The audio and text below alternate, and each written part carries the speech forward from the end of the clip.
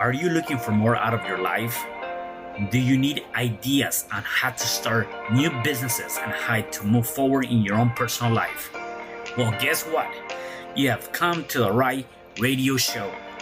At You Can Overcome Anything podcast show, you will learn and hear from many people from all walks of life who are sharing their challenges, their stories, the habits, and the mind shifts they had to overcome to become who they are today.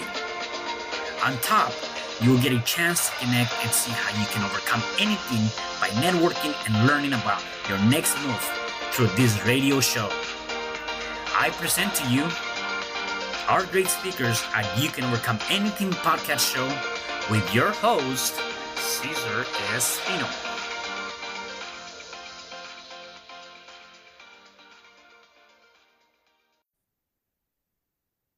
Hello there, and welcome back to another episode of You Can Overcome Anything podcast show. It is your host, Cesar Espino. And today, my guest is a founder, CEO, and a guide of Barta Business Group based in Helena, Montana, in Denver, Colorado. Through his 35 years of business experience, he had learned that most businesses are great at their craft, but not great at the financial back of the house activities.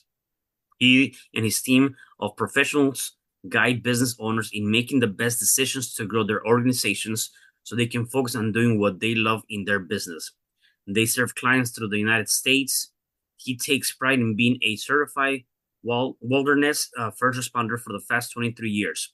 He once golfed a one-hole-in-one immediately after a 21-mile mountain bike ride and touts climbing Devil's Tower in his scariest outdoor adventure. He is a mountain biker, telemark skier, and hiker. His favorite personal passion is sharing life's adventures with his wife and their dog. It is my pleasure to introduce to you Dean Barta. Hey, Dean, how are you?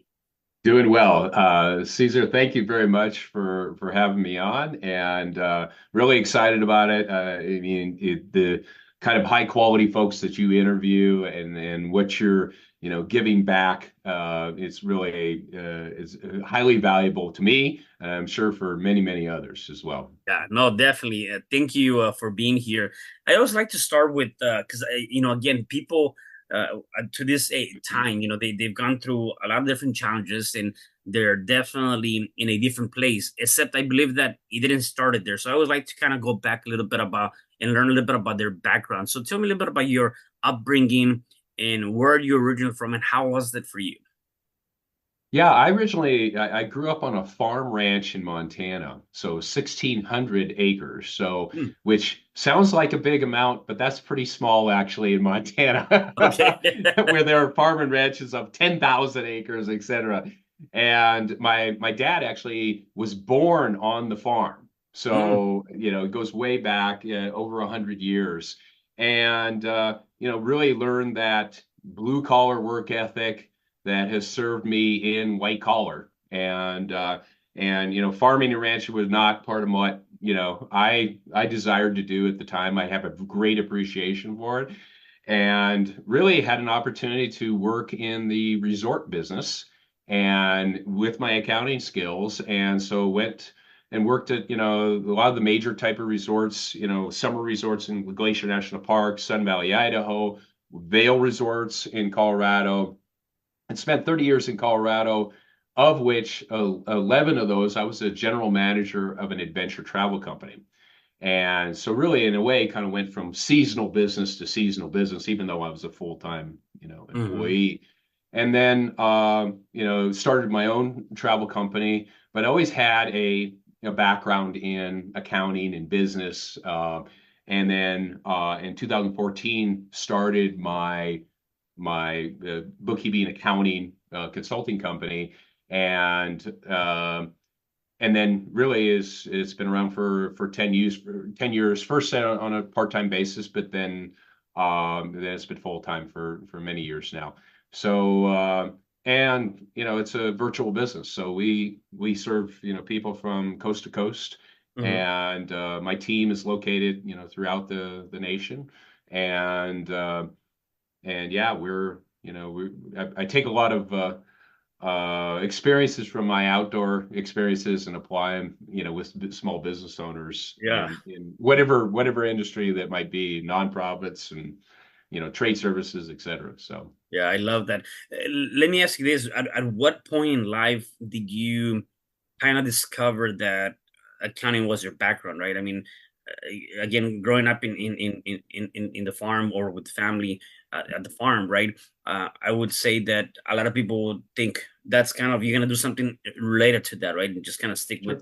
with that Mhm. trade. Where did you get your interest on one? Kind of being an entrepreneur and two getting the idea of being an accountant. Well, on the accounting side, it always just came really easy to me. So even in college, I fell into tutoring people in accounting because I was able to explain it back to people in a way that wasn't about debits and credits and accrual and deferral and all the other terminology in accounting. And and really it's just that was always that kind of baseline skill that I could do anywhere. Mm, I mean, right down to you always need to balance your checkbook, right? Or your yeah. checking account. Yeah. And so in fact that's a funny as I used to have when I was young in my career, I'd have a gal that a coworker, she would actually like iron my shirts and pants and I would balance her checkbook. Oh So wow. Yeah. because that, and I was like, well, that's she was skilled at that and I wasn't at that time.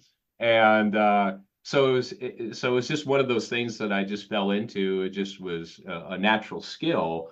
And having the background from my rural background is, I could have conversations from, farmers or ranchers to investment bankers. And so it's really a down to earth kind of community and really coming to common ground with people, when you have conversations with them. And as as I mentioned, when I meet people face to face, I said that's my Facebook. It's like I love that, eye to eye, conversations with folks. So Yeah. No, that's awesome. And so that's something that you kind of fall into it, just naturally, right? mhm. So then you went to school and study accounting?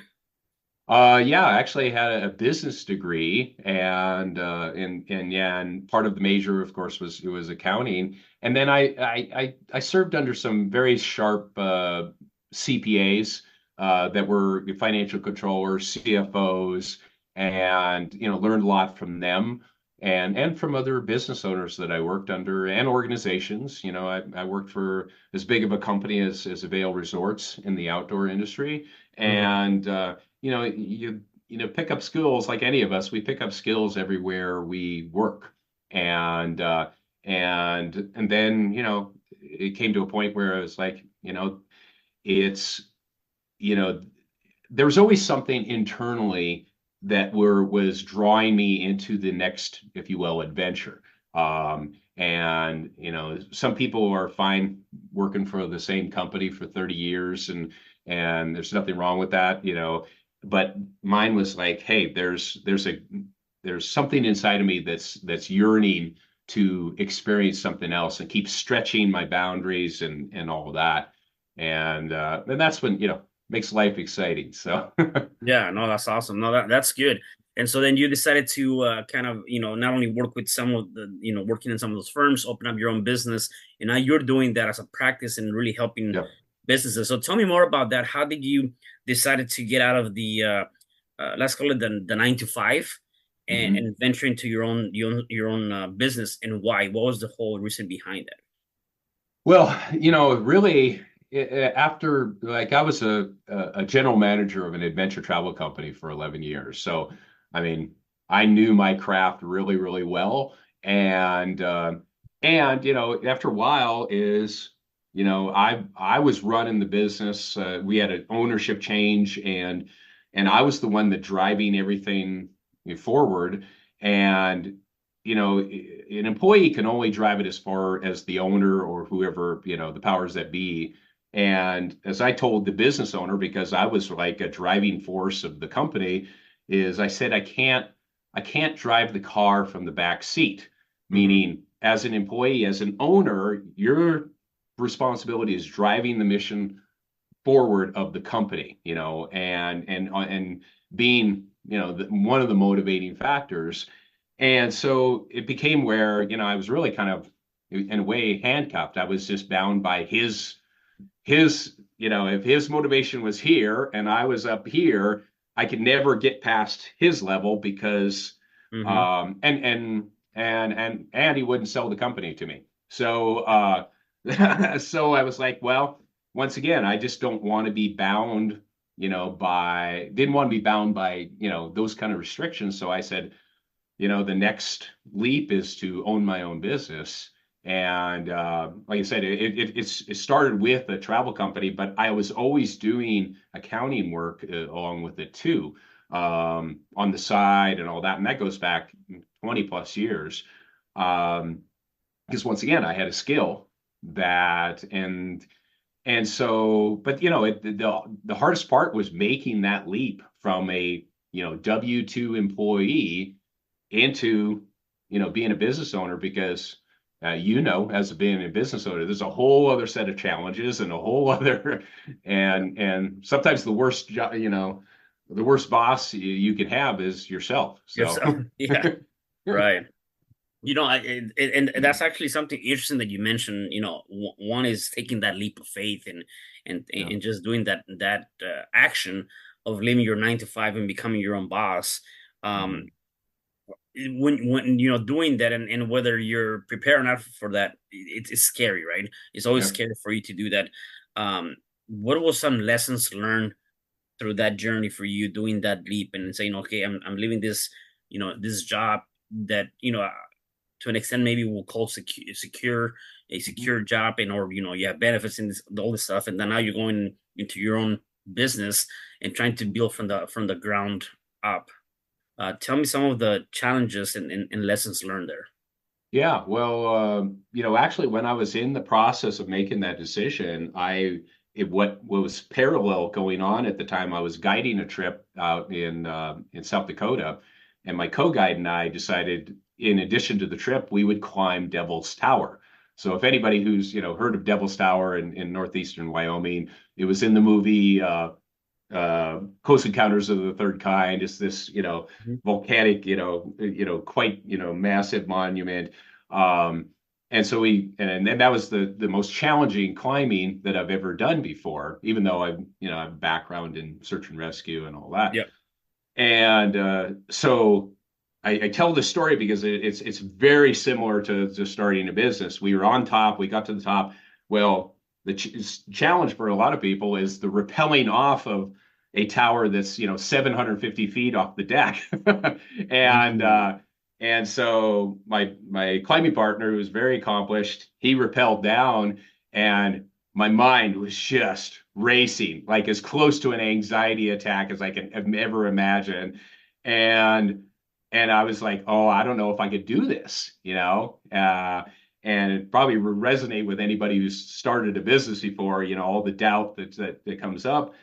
And so he got secured to the next belay point, and he's like, okay, I'm ready. And I was like, okay, I got to do this, you know, hooked in, into my belay device and all that. Took some breaths and stuff like that. And part of rappelling, if you've ever rock Mhm. climbed or rappel before, is the key on rappelling is leaning back, like Yep. basically leaning into the fear. Okay, Right. and really the key, because I shaky knees, the whole works happening.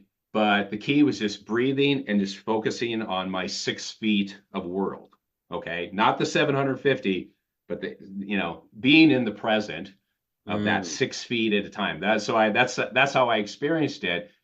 And so that really translated into having a business. And here are the key components I've learned is one, having support from other people, my climbing partner. I think most business owners, they go into it thinking, okay, I have this vision and all that, and they do not reach out with enough support. Okay. You got, this is a team effort, the word self-made, whatever business owner. No, it's never self. I mean, you're certainly your motivation, but there's always someone that's propping you up or encouraging you or maybe kicking you in the butt or whatever it might be. So that's one is, having support around you. And I have a friend of mine that she started a travel company. And if you would compare our background in adventure travel and all that, you would think, oh, Dean, you're going to be, you know, successful just because of your background. She had, you know, let's say not, as a resume like mine, she had a lot of good experience, but she had better and more support. And she has a thriving student travel business in Cairns, Australia, and it continues to grow and thrive and all that. And so having the support of a team is really, really crucial. And the other part is, don't get too caught up in the fear of the future. It's just like, hey, what can I focus on now? What do I have control of today? What do I, and you still want to plan, plan is very, very important, and, just stretch goals and all that. But really just being able to, like, hey, what do I have control today? Or let's focus on that person or that client today. What does that client need today? And being responsive to that. And I think those are the two main things, is just staying focused and having a good team around you. I love that, and the idea of just knowing those two elements, I think they're huge, and I think part of that is, again, when we're looking at what kind of support system we have, who are the people that are around us that are helping us, right? I believe that's huge, and it kind of reminds me of Jim Rohn talking about the average five, right? And so kind of having that average five, or the people Right. that are really there to edify you and help you through the journey, not necessarily competing with you, more so helping you, even if they're in a different place. And then I also like the idea of focusing on today. And one of the things that I've always talked about, and I say this a lot, is that we're here today and we're gone tomorrow, right? We don't ever know. We never know when there's gonna be that time. And whether it's in business and or in personal life, well, you said you're right. We gotta think about, yeah, in 6 months or in a year, I want to plan this trip, or I want to go, here or there. It's good to do that. Yet it's just a sense of planning, not a sense of worrying about what's gonna happen in the near future. And we gotta focus on really this moment, this second, right? Which is what counts. And I believe that the choices and the decisions that we make today, whether in business or in your personal life, will determine the quality of life or business that you're going to have in the future, right? And so we definitely want to stay focused with that. The second thing you mentioned, in terms of kind of leaving your job and venturing into your own business, which I think is huge. And I want to see if you can give me an advice in terms of that.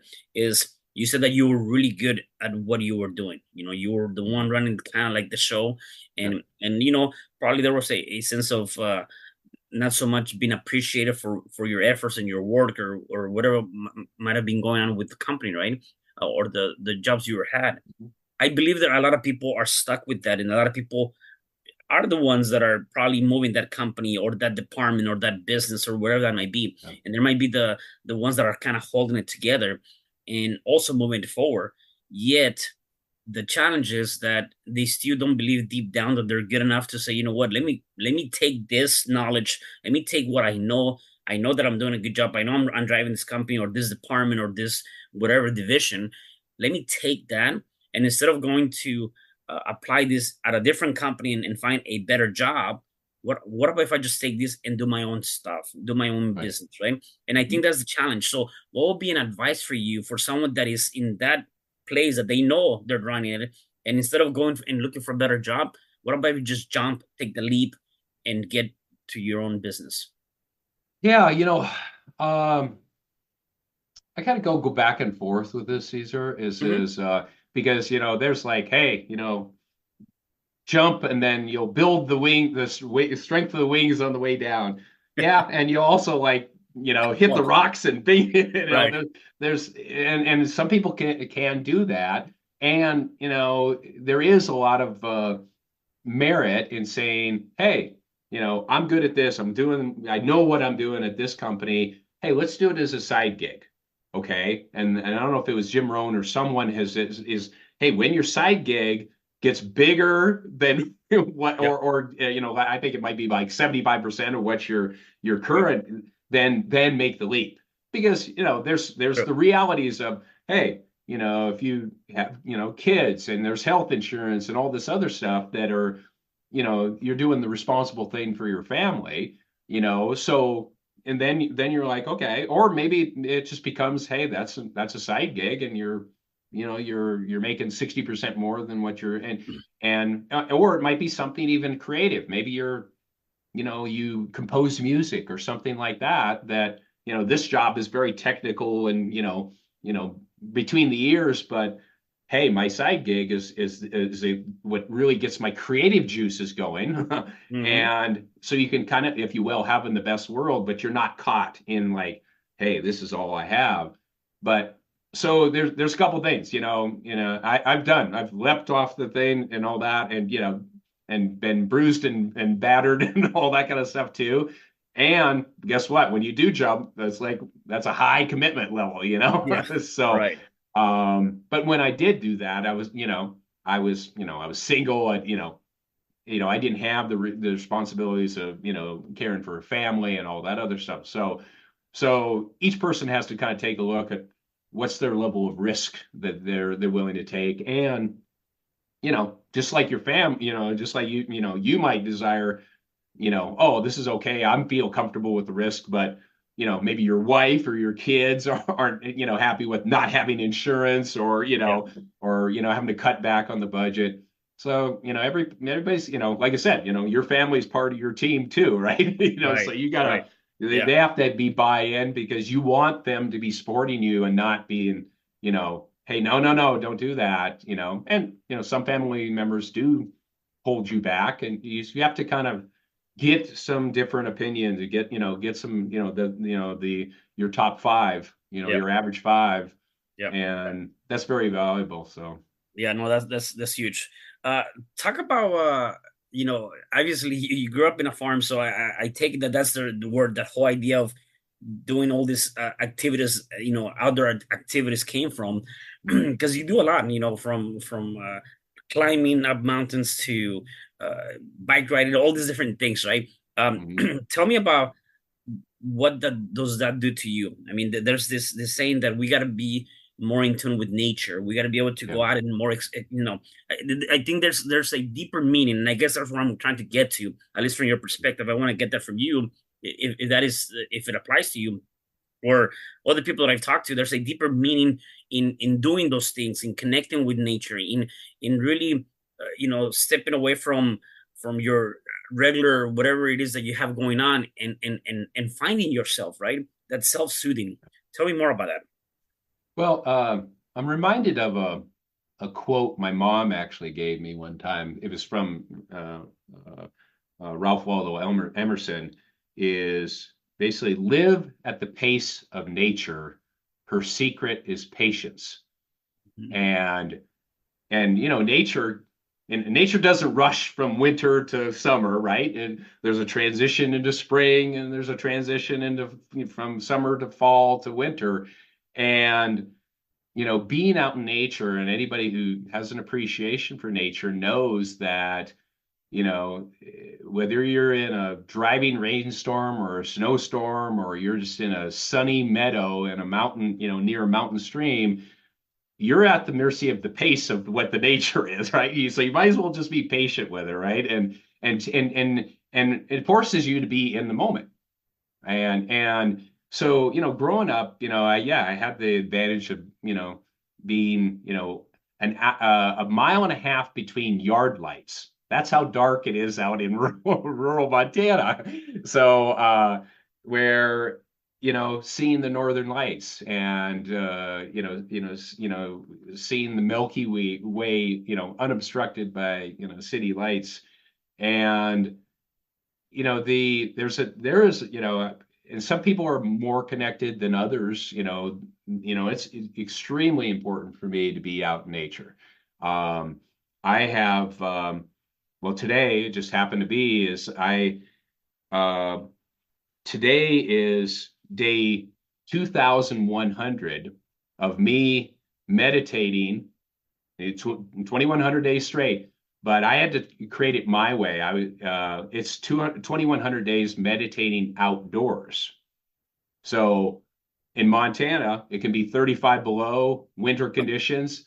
I'm outside meditating, you know, and because there's, Cesar, you're in LA, so the weather's Yeah. always really pretty nice there. Yeah. Um, but there's no bad weather, just bad clothing. Ah, I So, love that. Yeah. Yeah. I love that. so you can transfer that into business too. Is like there's no bad conditions, just how you approach it or how you Mhm. prepare for it.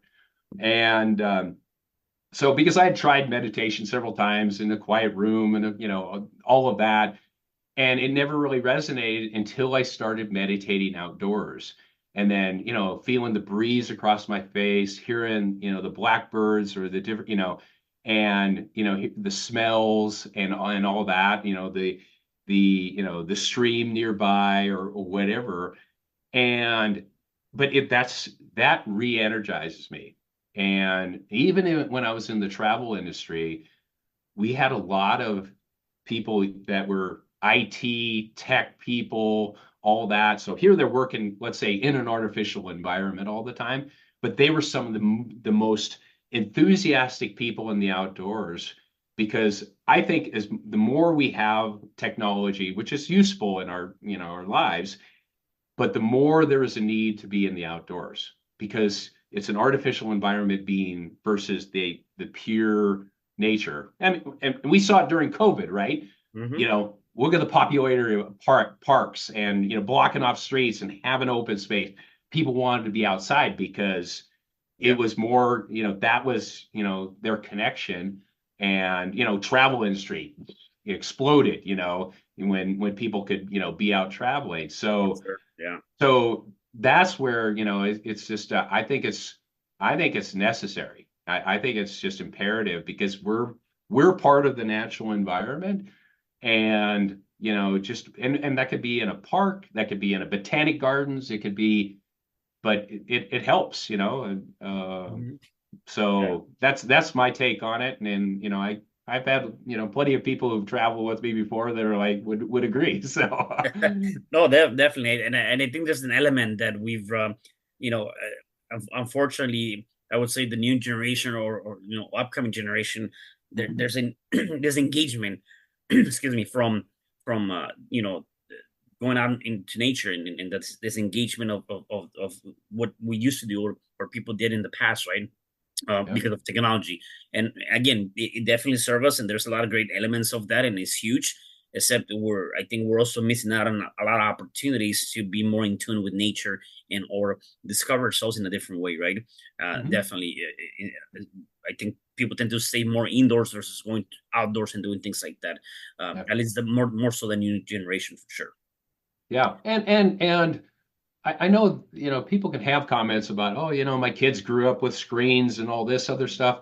And I've seen transitions that, kids that, about always looking at a screen, but if they don't have coverage, cell coverage or whatever, and you get them away from their screens, they transition pretty quickly. I Yeah. mean, pretty soon they're like, wow, look at this. And, so I think, kids of any age, they can transition pretty quickly. So I don't like pigeonholing, well, this generation is all about technology. Right. That's just what they grew up with. I mean, I grew up with black and white TV and turning the channel, there were no remote control. So, Yeah. you Right. know, and because once again, getting out in nature, that's just part of us. And no, since we were born, okay. So that's why I think it's an easy transition of kids or even adults. It's like, wow, it's really it's fascinating to me still, and it's very interesting, and I find a lot of value in Yeah, I love that. I'm interested on what you have in the background. I don't know it. what you call it. I know that it's the peace, happiness, courage, love, tranquility, and wisdom, Yep. right? Uh, Yeah. tell me about that because that's awesome. I love that, and I think that and not only that. I mean, just the words and the meaning behind that. Where did that come about? I mean, that the fact that you actually have Well, that. Yeah. here's how this comes about is one, since I was in the travel industry, the map is like, Yeah. I'm not a weatherman, but I could look at every, and I'm Yeah. interested in all parts of the world. And actually the flags, my wife is a master Reiki educator. Okay. Gotcha. So, and people Reiki, it's from Japan originally. And so in our other office, in my office, she had these hung up. And she said, "Oh, I can take those down." I said, "No, I really love it because this is also a reminder for me." So this is, it was, just a good reminder about, hey, if we're living Mhm. each one of these, peace, happiness, courage, love, tranquility, wisdom every day. So and so I keep it up and I get more, whether I'm on a meeting with a client or a podcast or whatever, people will talk about that. Like, and I said, I love them. Yeah. Because it's just a nice little reminder and that, how I live my life and conduct myself with folks and maybe it rubs off from, to other people as well. Yeah, So and that's good. And again, I think living by those principles and knowing that you're doing that, I think it also allows for that person, like maybe that client or whoever you're talking to, like, man, I really want to do business with this person. I like yeah. what he has going on, which I think is huge. So let's talk about that. Let's talk about your business. Uh, who are your clients, or normally who can work with you? What kind of clients do you work with? We have about 30% of our clients are nonprofits. Okay. And they're mission driven organizations. A lot of them have a focus that are geared in the outdoor industry. And but the common theme, whether they're a nonprofit or for profit, is they are businesses that are moving and shaking. They're on the move. The owners are heavily engaged with their operation, and they need that assistance because I've yet to meet a business owner that their favorite activity is doing the bookkeeping or the accounting or all that. They see the value of having that reporting, of course, but that's not their favorite activity. So I'll use a sports, terminology. I said, having your financial reports are really the score of the game, right? Mhm. Your income statement is the win-loss record for the season, right? And the balance sheet though that's the franchise record, right? And imagine going to a football game and you saw it, you enjoyed it, but you never knew the score of the game. And that's what it's like not knowing your financials and all that. So we really take a page out of my background guiding people on the trails is we're guiding entrepreneurs through the adventures of business because as business that's a whole other adventure right there.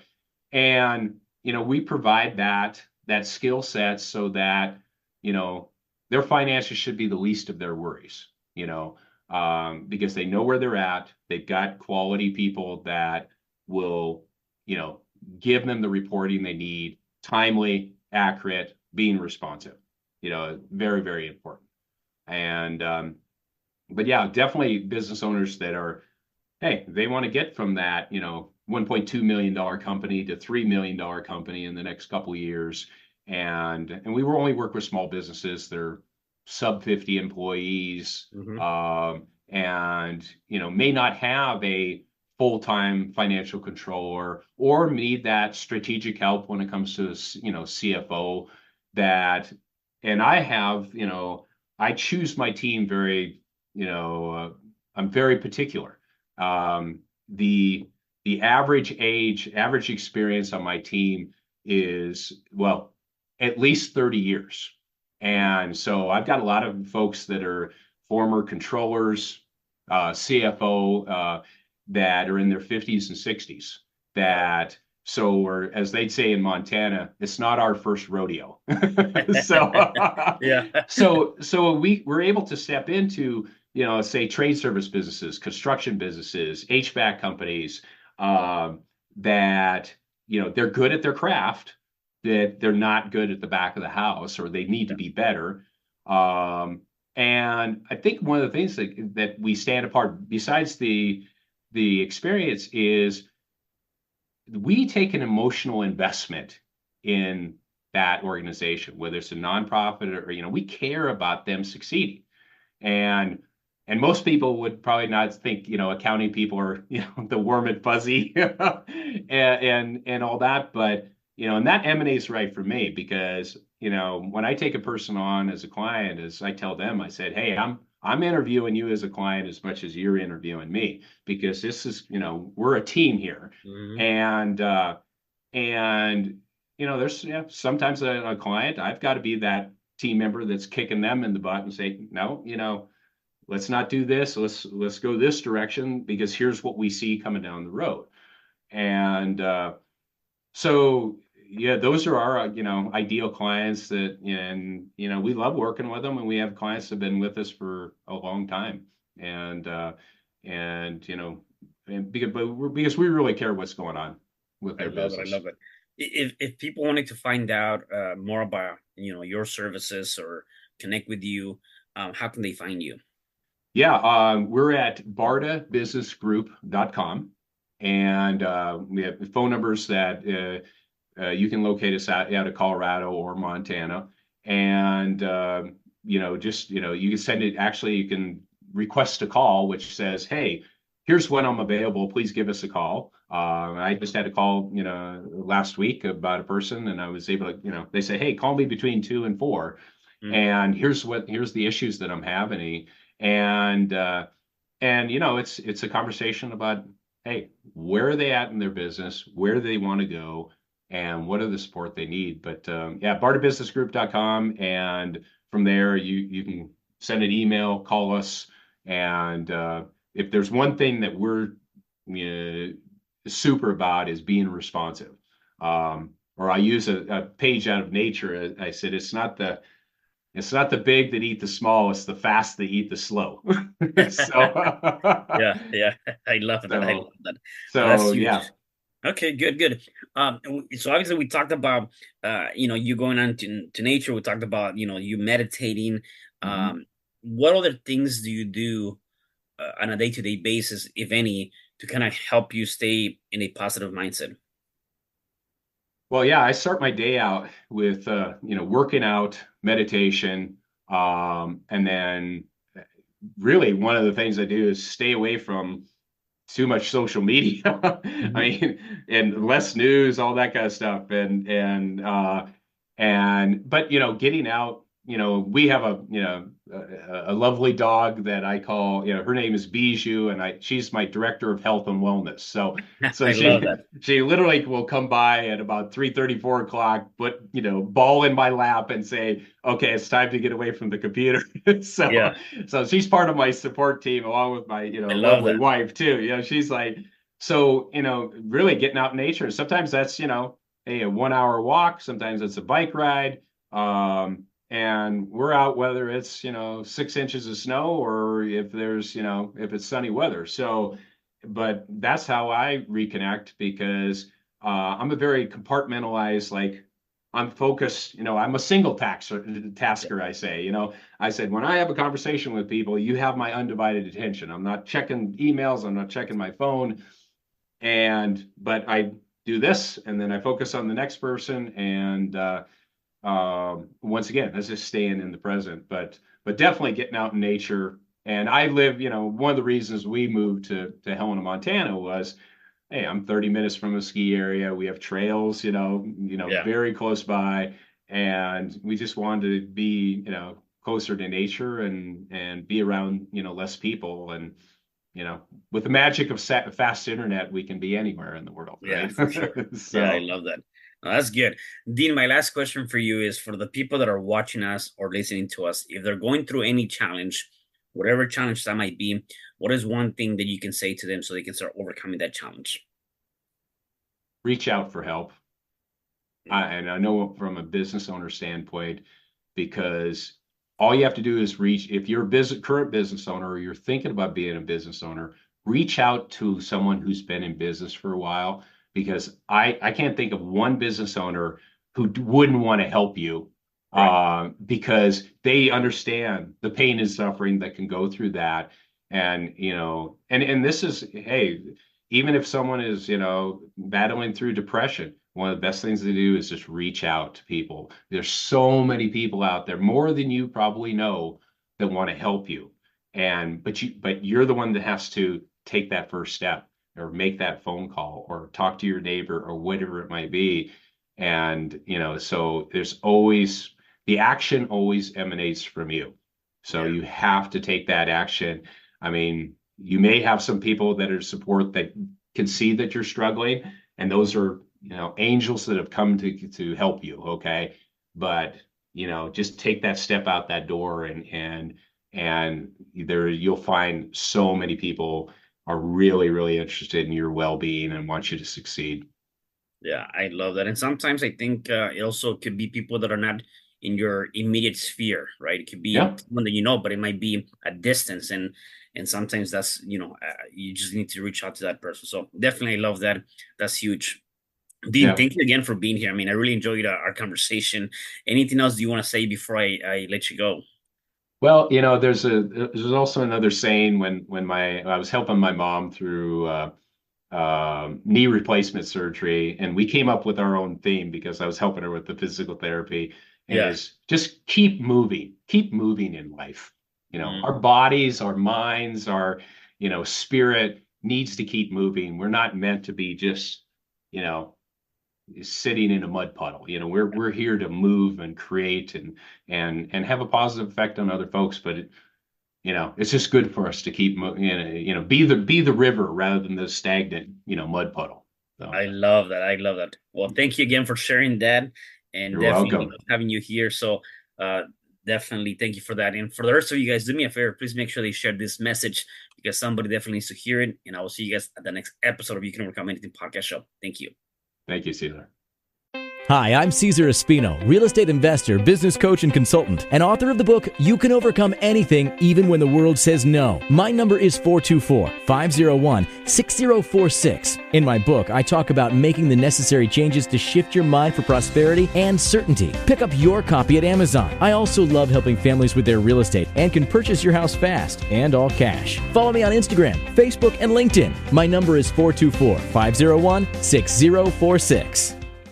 Thank you for having me today. I am so glad you've tuned into this podcast. You can find me at your favorite podcast platform where you can like, subscribe, comment, and share. And to learn more about myself, my services, you can find me at www.cesarrespino.com, or you can also find me at your social media. Thanks for joining me, and I am looking forward to having you at the next episode. And know you truly can overcome anything.